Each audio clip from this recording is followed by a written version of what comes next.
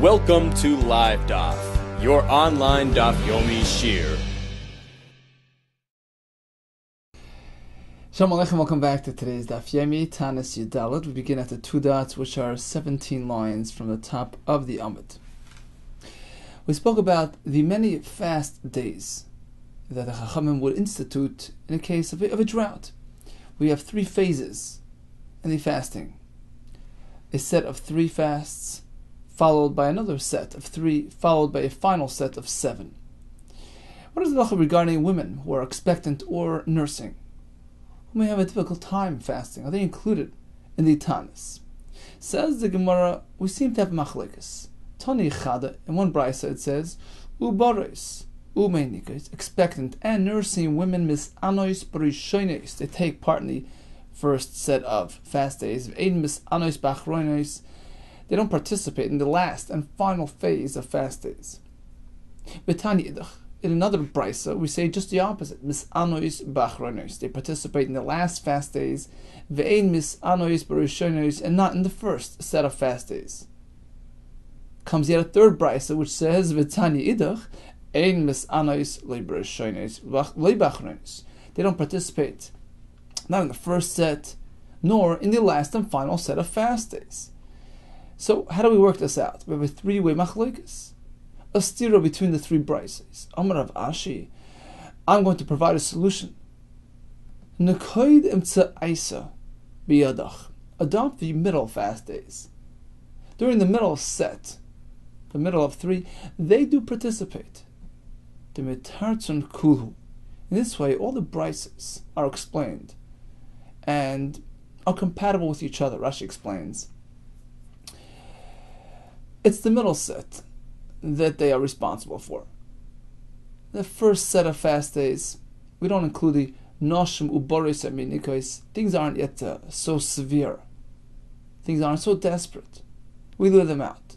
Likewise, in the last and final phase, 7 fast days, it's too much, it's overwhelming. We leave them out as well. Them tza'is are the middle ones, are the ones they participate in. So let's go through the 3 brises, who just simply use different terms to refer to the same halacha. In the first brisa we say they participate in the rishonos as opposed to the achronos. What does rishonos mean? It means the ones that precede the last set, i.e. the middle set. So the middle set is when they fast, but not in the last and final set, these 7 in a row. Next brisa says they fast ba'achronos, not b'rishonos.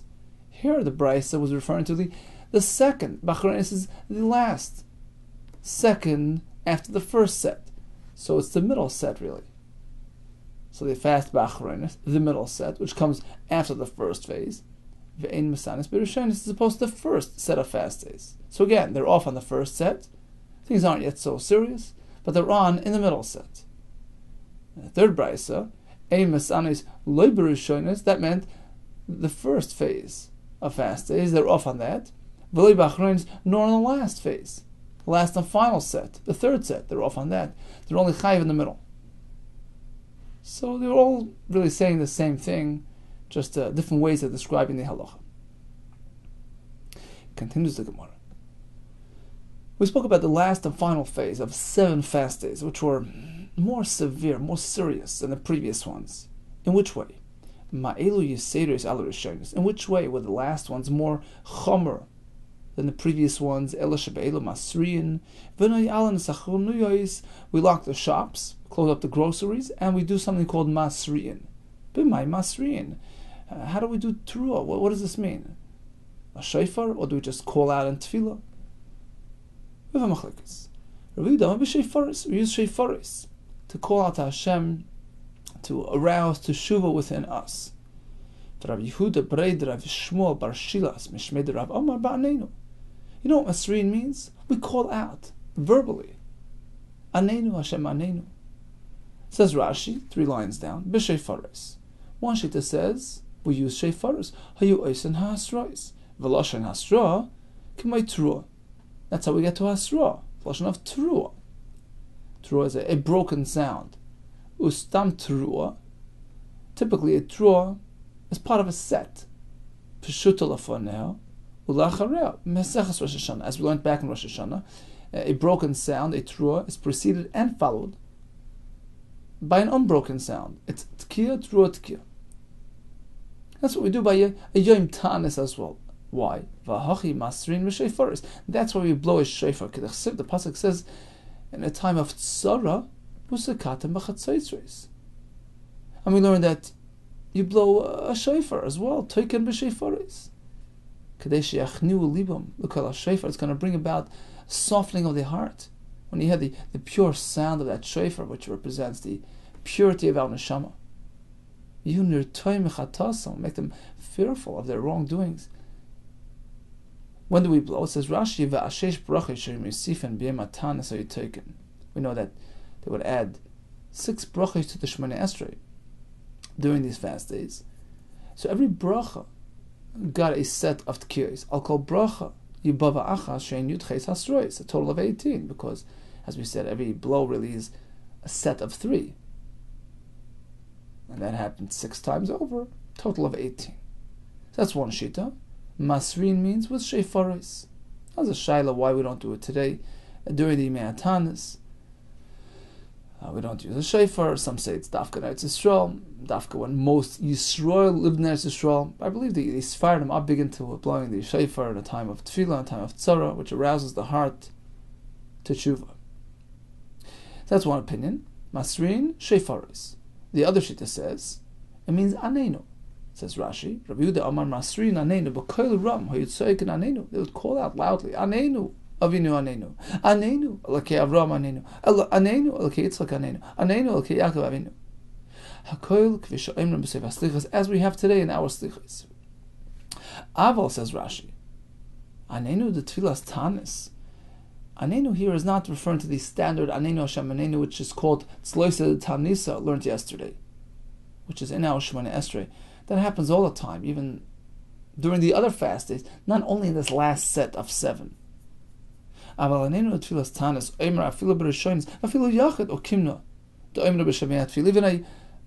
not only the shliach tzibur.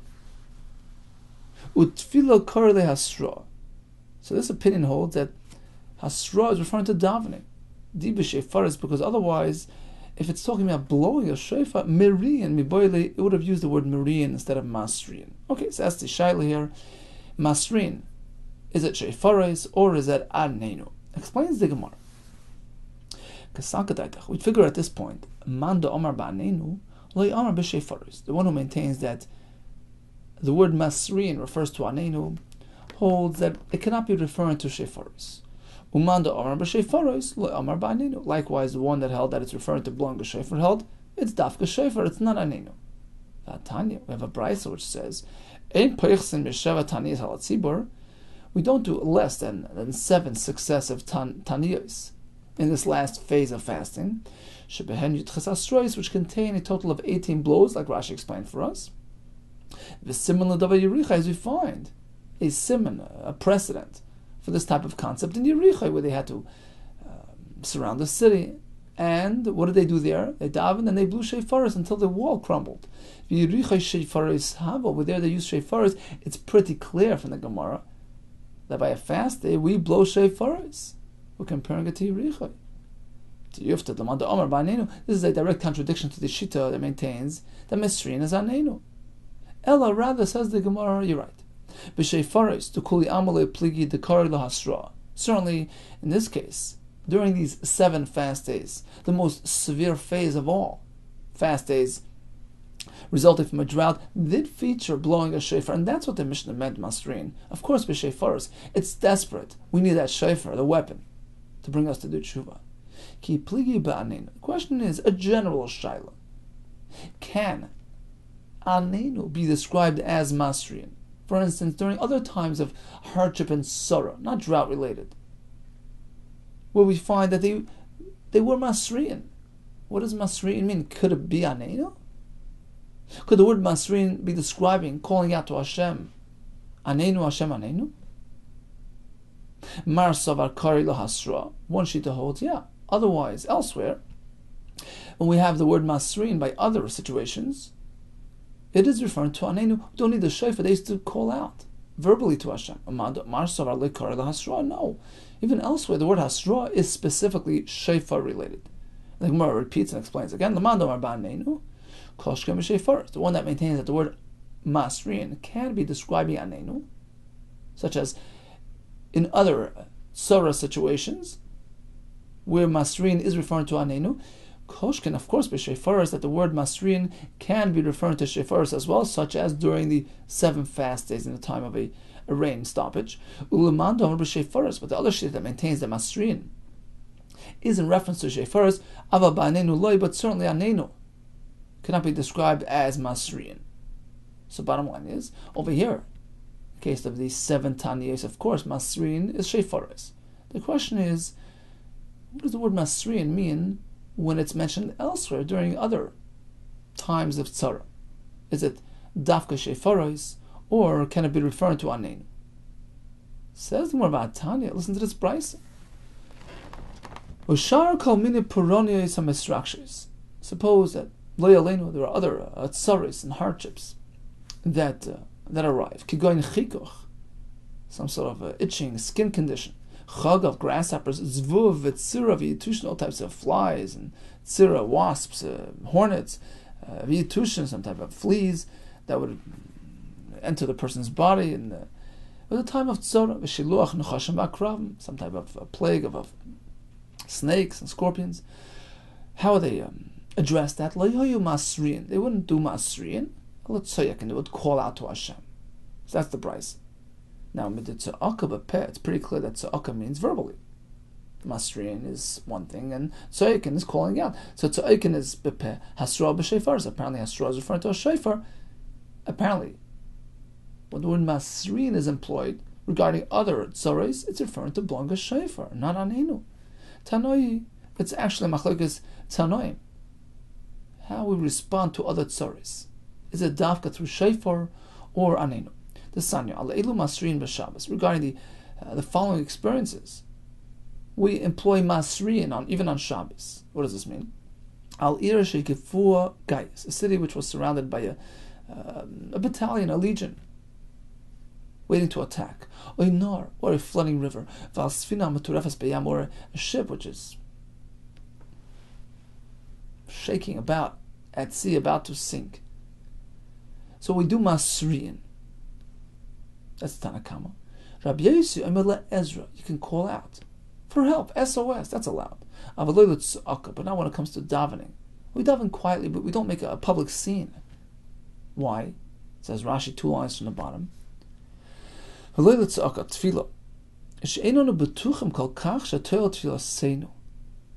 not confident in our power of tefillah. We have the ability to affect change to the extent that we're going to be litzoyik aleim b'Shabbos, to call out, to scream out, to make a scene on Shabbos which contravenes Kavod Shabbos, to ask for personal requests. So we daven, of course, but we don't make this public announcement. We don't call out loud. Alma, it's pretty clear that Sa'akas Peh Kari Yasra. So it's pretty clear that the word Masrin is referring to calling out. Verbal davening. Why? Let's go back to the Gemara. So again, Tanakama says you can be Masrin b'Shabbos, no problem. But he says no, only if it's for practical purposes, to call out for help, but not if it's for the sake of tefillah. Now let's analyze. What is Masrin in this case? B'mai, how are they Masrin? Ilim b'shefaras, using shefaras. Shefaras b'Shabbos, Mishara can use a shofar on Shabbos. Midrabban, yet meant to refrain from blowing a shofar on Shabbos. It's a shvus. Elalav ba'anenu. Apparently Masrin is referring to tefillah. Tanakama says, no problem, go ahead and do it. Rabbi Yehuda says, only tone down. Not out loud, not in public. Bottom line is, Masrin is referring to anenu. V'kari lahasra. Shema mina. It's pretty clear. This brisa holds. The term Masrin is referring to verbal tefillah, whereas in the previous brisa, Masrin was referring to shefaros. So conclusion, we speak about Atziras Geshamim during the 7 final fast days. We have Masrin with shefaros. It's a very desperate situation which requires shefaros, as opposed to other tzaros. We have machlekes. Some say, yeah, you have to keep to the shefaros. Others say we do anenu during tefillah. B'shnei Rabbi Yehuda Nasiya, in the time of Rabbi Yehuda Nasiya, now evidently he was not Rabbi Yehuda Nasi, the Tana, he was an Amayra, lived many years later. He was called, for some reason he was called Rabbi Yehuda Nasi. Havat Sa'ara, they experienced a time of distress, a time of tzara. Gozar Telas Esrei Taniyos. So he established 13 fast days. Let's go up to Rashi on top. Gozar Telas Taniyos, Akdaminim Masnisin, as we have in the Mishnah, a total of 13. Shalosh Rishonos, V'shalosh Amtsoyos, V'sheva Achronos. Says Rashi, L'shar Puronius Avelu. It was to address other misfortunes. It wasn't rain-related fast days. Says the Gemara. So he established 13 fast days. He didn't achieve results. Savar Lemigzer Tzvei, he figured, let me add some more fast days. Amr Le Rabbi Ami, that's it. 13 is it. Hari Amru Eim Natrichnas Hatzibu Yesim Medai. We don't burden the tzibur more than 13. Perhaps 13 is a special number. Yegimu Midas Shal Rachamim, that's it. Past 13, that's too much. Amar Rab Abba Breid Rab Chia Bar Abba. Rabbi Ami, who opposed to adding more fast days past 13, the Avad, what he did, his opposition was Ligar Mehu the Avad, he was doing it for his own benefit. He had a personal interest. He didn't want to fast more than 13. So this was his way of opposing Rav Ami. Why did he limit it at 13?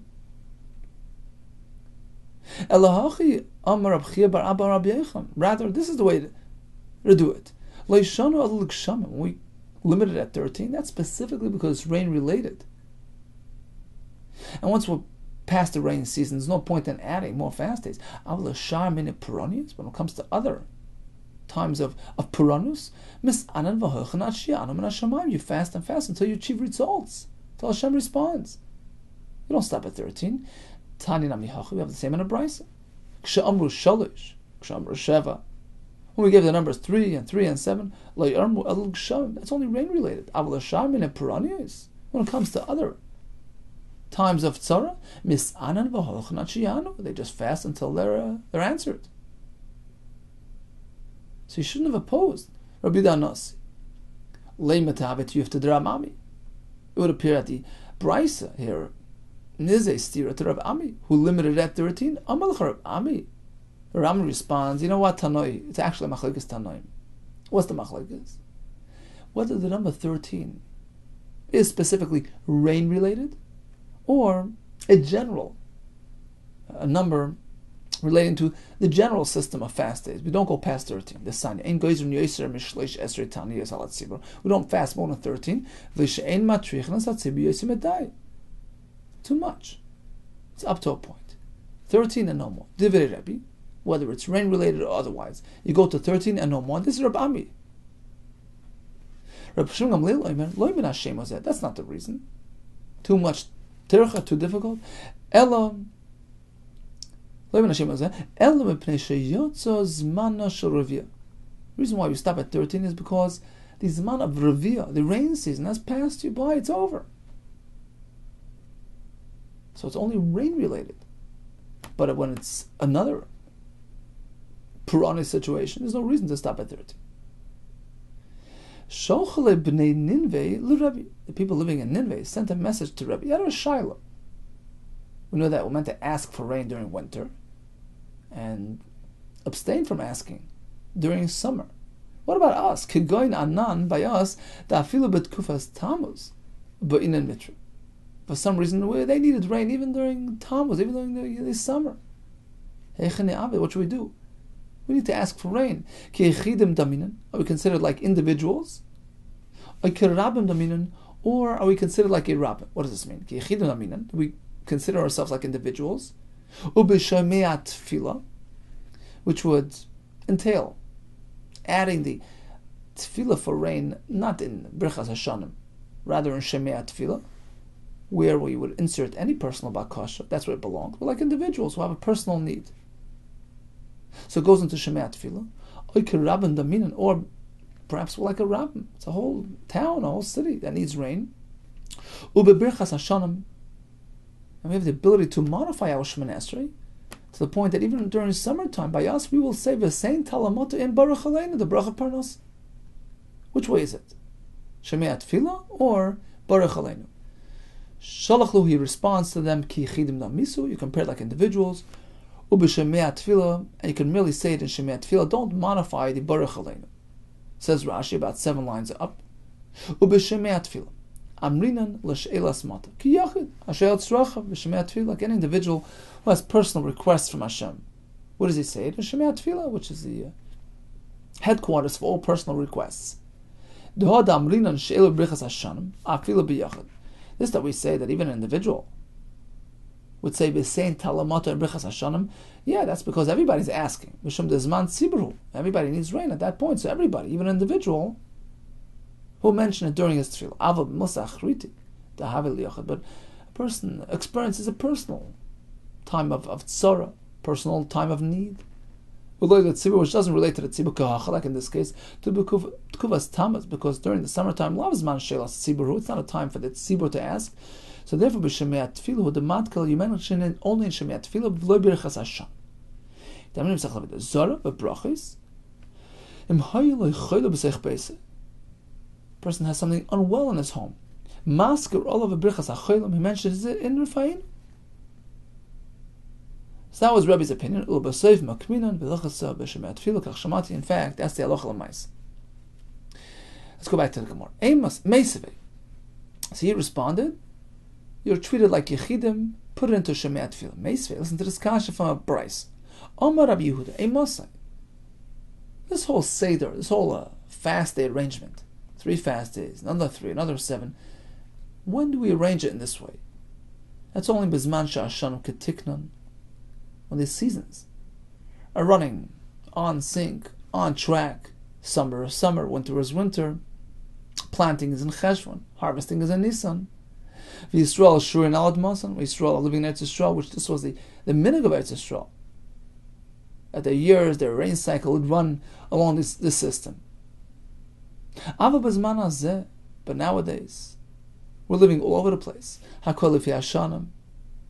Fast days? Well, it depends on the year.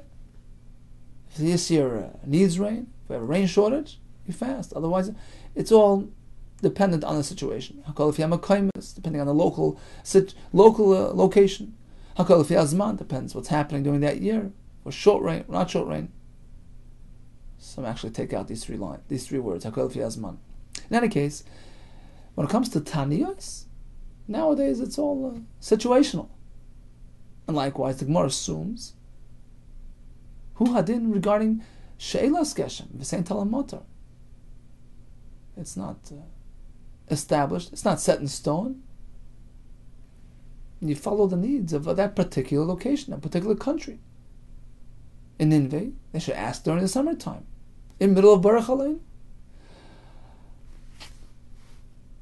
Amalei Masnisa Ramisalei the Rebbe says the Gemara. What are you asking for? A brisa on Rebbe? Rebbe Tanahu Upalik. He was a Tana. He could disagree with a brisa. So in fact, we have a machlekes Tanaim. A land that needs rain during summertime. Is it during Shemei Tefillah, or can they actually modify their Baruch Aleinu and insert v'sein talamot? Ma'yav. So what's the conclusion? Lamaisa Rav Nachman Amar Brichas Hashanim. They're treated like a rabbin. They say during Baruch Aleinu. Rav Sheshes Amar b'Shemei Tefillah. V'ilchasot Maskane is b'Shemei Tefillah. It's a very interesting shayla. Let's say in Brazil, Argentina nowadays, in the southern hemisphere, Australia, where summer by us is winter by them. What happens to v'sein talamot?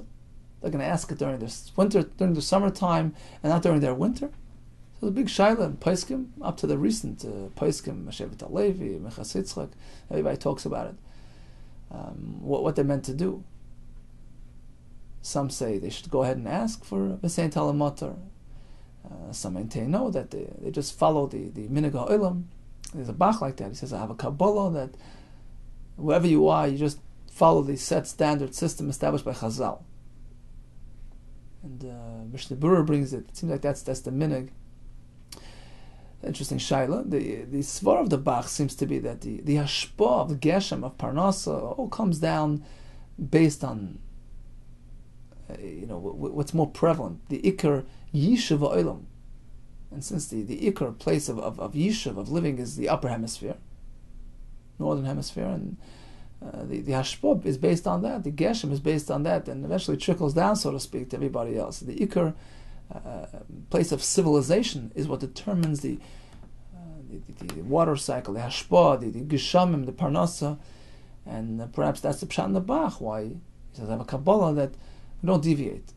It's all pegged based on the Zmanim of Chazal, where the main civilization took place, which is in the upper hemisphere. It's interesting shayla halacha l'maisa. Now the Mishnah spoke about the fact that b'sheni matinim chashecha, we close up the shops, close up the groceries, the grocery stores, but Mondays, im chashecha, towards evening, we are matin, we open the doors a bit to allow for food purchases. Ubachamishi kol hayom. Actually, on Thursday we open up the entire day. Shabbos to allow for Shabbos food purchasing. Iboilu, now the Bnei Yeshiva had a shayla. There are two ways to learn the Mishnah. Tani, what does the Mishnah mean? Bebeis matinim chashecha. On Mondays you would open up the door a bit. Matin means just lean a little bit, not open it all the way, to expose the full content of the stores to the people outside, which might bring about tsar to the people out fasting. So explains Rashi. So you open the door a bit towards evening. Ubehei kol hayom. As opposed to Thursdays, where you are matin kol hayom, so you don't open the door completely. You're still matin, only partial opening, but the entire day. So it's one difference. Instead of just towards evening, it's the entire day, but you still only open those doors part way. Another way to learn is that there are two differences. B'sheni matin. On Mondays, you only open doors a bit towards evening. First of all, you open the door all the way to allow full traffic. And also the entire day, because of Kavod Shabbos Tashma, we have a right from a Bryce. That there are two differences. The Sanya. B'sheni matin ad erev. Firstly, on Mondays, you open a bit and only towards evening. Ubechamishi, as opposed to Thursdays, you open completely. And it's also the entire day. We play Kavod Shabbos. Continues the Bryce. So we have some exceptions to this halacha. We say matin, to keep the door closed a bit. That's only if it's going to expose the food content. But let's say you had two doors. He can open one completely and keep the other one shut. So he's limiting his exposure. That's enough. You had some sort of kisei, a bench or platform obstructing his door, so it obstructs full view of the content of his grocery. As well, he can just open his door completely because it's being blocked partially by that itztaba between himself and the street. Now, suppose they experienced all 7 fast days, a total of 13, and no response from Shamayim. What do we do now? We don't add fast days, but we we minimize business interactions, building, planting, all planting. Person needs a home. What is he supposed to do? It says the Brisa, no. It doesn't include all construction. Tana. But binyan means binyan shel simcha. Only construction which brings joy, which is meant to celebrate an occasion. Natiyah planting means natiyah shel simcha, a natiyah of joy, of happiness. What does this mean? Ezo binyan shel simcha. Ze aboyne ben ischasnus lebnoi, is to build a house or a room to accommodate his son's chuppah. This is a binyan shel simcha, account of the marriage. That you can't do. But otherwise, you just, for his own tzorech, his own basic needs, of course you can build, even during this period. Ezo hi natiyah shel simcha. How do we describe natiyah shel simcha? Ze hanatiyah ab varnaki shamalachim. As she explains, they would plant a tree when a son was born to the king, and they would take the wood of this tree eventually and make his throne. So this is a plant, a tree, a natiyah of celebration, and that we refrain from during this sad period. Likewise, we minimize the b'sheila shalom between greeting. We minimize the sheila shalom. So typically, we minimize. However, the Talmidei Chachamim are meant to abstain completely from greeting each other, as we learned several times that the Rabbanan, Talmidei Chachamim, they shoulder more responsibility, they carry more weight, and they feel more responsible, and they're more machron when it comes to all these fastings and etc. Tanu Rabban, chaverim, friends. These are the Talmidei Chachamim. the Rambam in Pirush Mishnah, Mesechas Demai, explains why is it that Talmidei Chachamim are referred to as Chaverim, all types of friends. Why do we specifically call them with the title Chaverim? So he says all types of friendships, but the real, the true closeness, the genuine friendship is amongst people that are involved in ruchnis and learning. Their association, their interaction, their friendship is truly genuine because it's spiritual and eternal. He says, the Mishnah in Pirkei Avos says, Ava she'enet tluy b'davar, a friendship which is not based on physical attraction and gashmius factors. Rather, it's based on a shared focus, a shared physical, shared spiritual quest. That's a true ava. That's eina b'teil olam. Likewise, a chavros, a friendship, association, which is rooted in ruchnis, that's eternal. So chaverim, the Talmidei Chachamim, ein she'ela shalom b'neim, they abstain completely, they refrain completely from greeting each other.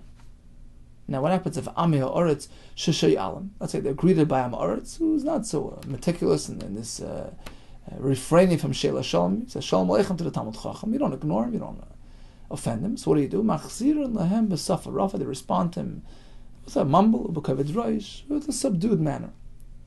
Ve'in Mes'atfen V'Yoshven Ka'avelim U'Kemenudim.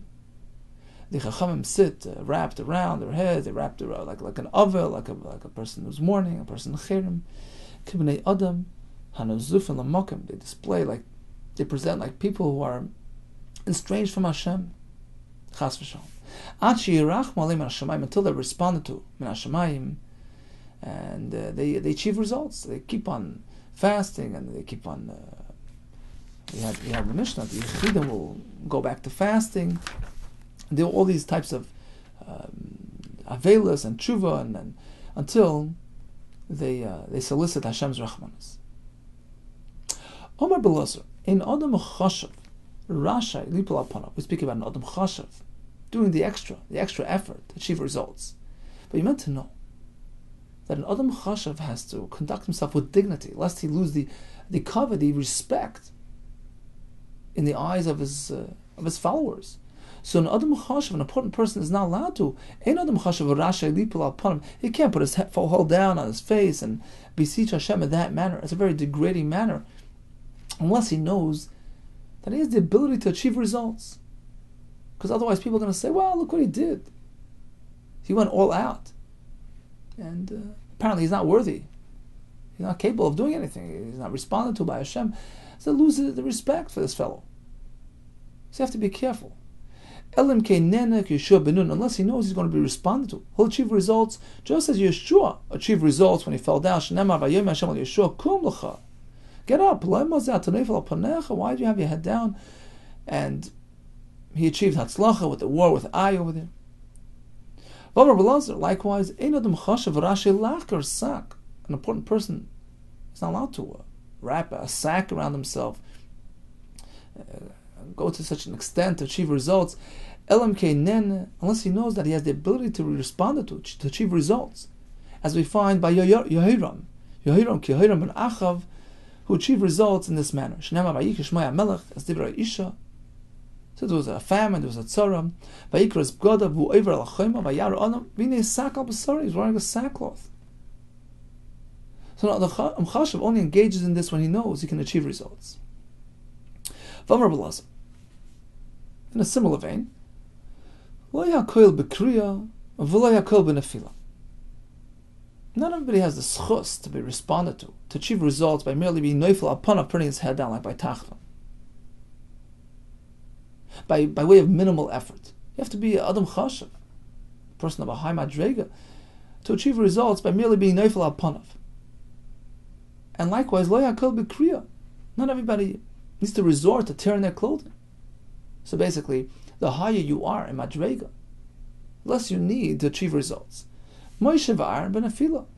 We find that Moshe v'Aaron achieved results merely by nefilas apayim, as opposed to Yeshua v'Kaleh b'kriya. They had to tear their clothing to be matzliach. Where do we find this? Moshe v'Aaron b'nefila by the meraglim. The chsiv vayipol Moshe v'Aaron al pneim. As opposed to Yeshua v'Kaleh, they needed kriya b'kriya. The chsiv v'Yeshua b'nun v'Kaleh b'nifanu karer b'gdeim. So it all depends on your status, your madrega. The higher person is, Moshe Aaron could achieve results merely by nefilas apayim. Yeshua had to do kriya, and perhaps he should not do nefilas apayim, which would perhaps appear like he's pretending to be somebody more chashav than he really is. Maskefil Rav Zera asks Rav Zera, Vitema, some say Rav Shmuel bar Nachmani. Yeshua. Look, if the pasuk would say that Moshe Aaron would not fall pneim, and then it would say Yeshua ben Nun and Kol Yifuna Kara B'Gdeim. Yeshua without the Yeshua, then I don't understand where you're coming from. Kedeka Amras. And it's pretty clear, like you were saying, that there are different methods of achieving results. Moshe Aaron will not fall pneim. Yeshua v'Kol Kara B'Gdeim. But Yeshua. But the pasuk doesn't say Yeshua. Take a look at the pasuk. It says Yeshua. Perhaps it means that they did both. Yeshua v'Kolav did kriyas begadim and nefilas apayim. There's nothing wrong. It doesn't appear like being haughty. It's because you add to your effort. V'amar b'laz. In similar vein, lo yakoil b'kima lasad lavai, when the nations will start respecting Klal Yisrael, they'll realize how precious we are. They'll come greet us. Not everybody will be zoicha to just greet us standing up. Lo yakol b'kima, v'lo yakol b'shtachavaya. Not everybody will have to bow down for Klal Yisrael. Depends on your status. Melachim b'kima. The non-Jewish kings will suffice by just standing up and greeting us like that, due to their high stature. Standing up is enough. V'sorim b'shtachavaya, as opposed to the ministers, they'll have to bow. Melachim b'kima. How do we know that? T'chsiv koyam Hashem goyel Yisrael. Kedosh, when Hashem is goyel the Yisrael, His holy nation. Livazoi nefesh, l'mesoev goy. Klal Yisrael, which up until then were the disgrace of the goyim, l'eved moishlim, they were controlled by avodim, by goyim. What's going to happen? Melachim yiru v'komu. The non-Jewish kings will get up and greet us like that, give us respect standing up. Sorim b'yishtachvu, as opposed to the sorim will have to bow down. Maskefil Rabbi Zera. So once again, Rabbi Zera asks. Vitema, some say it was Rabbi Shmuel bar Nachmani. Yavaksiv sorim yishtachvu. The pasuk could say, well, Melachim yiru v'komu, sorim yishtachvu. Then I see what you're saying. Kedeka Amras. The pasuk is indicating, as you said, Melachim respond one way, sorim yishtachvu, they respond differently. Hashtachsiv sorim v'yishtachvu, hava avid. Apparently, perhaps the sorim do both. They do kima and ishtachavaya. Omar Nachmar Yitzchak. I'll add this to the list as well. Afani Omer. I'm going to come with another similar equation. Lo yakoil lo'ira. Lo yakoil l'simcha. This is speaking la'asad lavai. Not all will achieve oira, light. And not all will experience true simcha. Depends where you're holding. Tzadikim lo'ira. V'yisharim l'simcha. Tzadikim. It's referring to those who are constantly challenged by the Yetzer Hara. It's an ongoing struggle. They will see light, a light at the end of the tunnel, produced from the darkness of their battles. Tzadikim lo'ir v'yisharim. Farshim say yisharim are those who completely overcame the Yetzer Hara. They vanquished the Yetzer Hara. L'simcha, they experience pure bliss and joy. It's a different thing. Tzadikim lo'ir d'chsiv oir zero l'tzadik. V'l'yisharim simcha. How do you know simcha is allotted to yisharim, who fully accomplish their goal and their mission? Those who have straight hearts. No more Yetzer Hara. Simcha. They will experience true happiness, true joy. So, what did we learn today? We discussed the Ubrois Umenikais, who fast during the middle set of fast days. Not in the first set, these aren't yet so serious. Not in the last and final set, 7 fast days, that's too much for them. During the 7 fast days, we have Masrin with Sheifaris. What about when we're davening for other tzaris? Lo yaleinu. Some maintain we have to use Sheifaris. Others say, Aneinu Hashem Aneinu. We don't add more than 13 fast days when it comes to Geshamim. That's past the season. When it comes to other occasions, other tzaris, we have a machlekes. We know that an individual who is fasting, he puts his Aneinu into Shemiyat Tefillah, and likewise, When it comes to she'ela of geshamim, if he needs rain, a yachid puts it into shemei tefillah. We learned that the chaverim were more stringent, the Talmidei Chacham were more stringent when it comes to observing these restrictions, limitations, to bring about rachmanis min hashamayim. Some tzaddikim are to achieve results through nefilas apayim, others need to kriyas begadim. L'asad lavai, the kings will come towards us b'kima, the sorim b'shtachavaya. A tzaddik is zeicha to simcha, to ira, and a yasher to true simcha. Hadron lachmei masay. Kol tov to you and B'suras Tovos.